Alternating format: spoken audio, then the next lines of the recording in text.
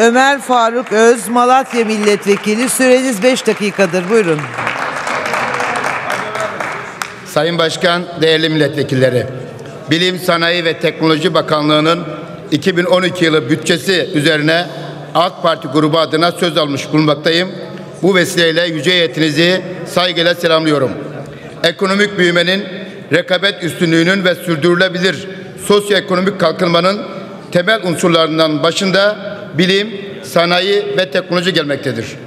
Bakanlık, bilim, sanayi ve teknoloji alanlarında ülkemizde mevcut altyapının geliştirilmesini, tüm sektörel alanlarda rekabet gücümüzün artırılmasını sağlamak amacıyla otomotivden makineye, demir çelikten elektrik ve elektroniğe, tekstil ve hazır giyimden deri ürünlerine, gemi inşaatından gıda sanayine kadar her alanda paydaşlarla birlikte stratejik eylem planlarını ve yol haritalarını hazırlamıştır. Belirlenen bu politika, strateji ve programlar çerçevesinde öncelikle bilgi toplumuna dönüşüm sürecinin hızlandırılması, yüksek katma değerli, ileri teknolojiye dayalı dışa bağımlılığı azaltmaya yönelik güvenli ve sürdürülebilir, aynı zamanda çevreye duyarlı bir üretim yapısının oluşturulması noktasında çok sayıda hizmetleri gerçekleştirmiştir. Bilim ve teknolojiye dayalı sanayileşme ile bölgeler arası kalkınmışlık farklılıklarının giderilmesinde özellikle organize sanayi bölgeleri ve sanayi sitelerine yönelik çalışmalar hız kazanmıştır.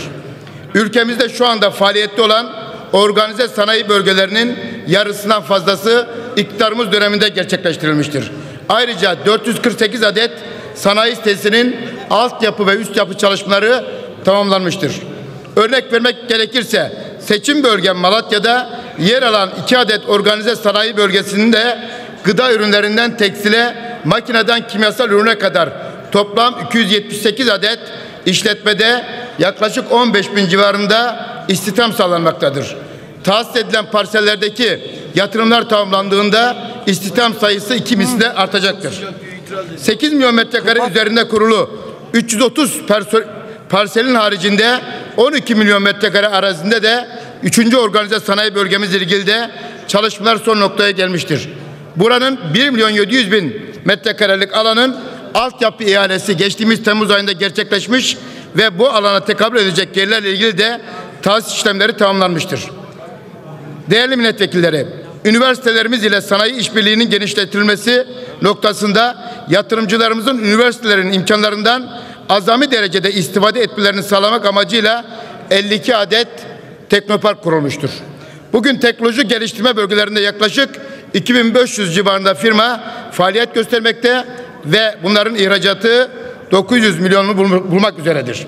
Yine Malatya'da üniversite kampüsü içerisinde yaklaşık 8 trilyonluk bir yatırım ile teknoloji geliştirme bölgesi tamamlanmıştır.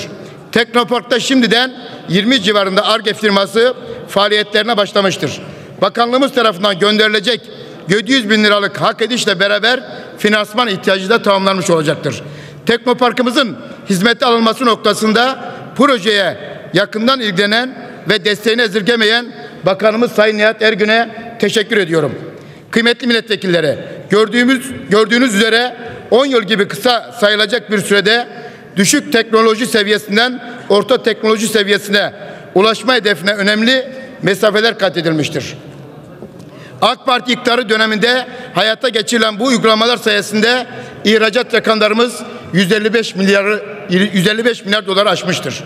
İhracatımız için de yüksek teknoloji ürünlerine ait payın artırılması kapsamında makine ve otomotiv gibi yerleşik sektörlerin güçlendirilmesi, bilişim, elektronik, sağlık ve ilaç gibi sektörlere ivme kazandırılması noktasında da her türlü destek verilmektedir. Ar-Ge faaliyetlerine destek olabileceği düşüncesiyle bir öneride bulunmak istiyorum. Dünyada her yıl milyonlarca buluş için patent başvurusu yapılıyor.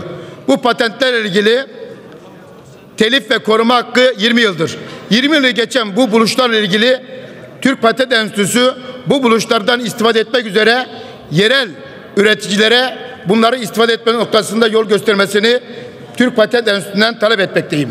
Sayın Başkan, değerli milletvekilleri, bu vesileyle Bilim, Sanayi ve Teknoloji Bakanlığı'nın ve Türkiye Cumhuriyeti bütçesinin 2014 yılı bütçesinin ülkemize, bakanlıklarımıza hayırlı uğurlu olmasını temenni ediyor.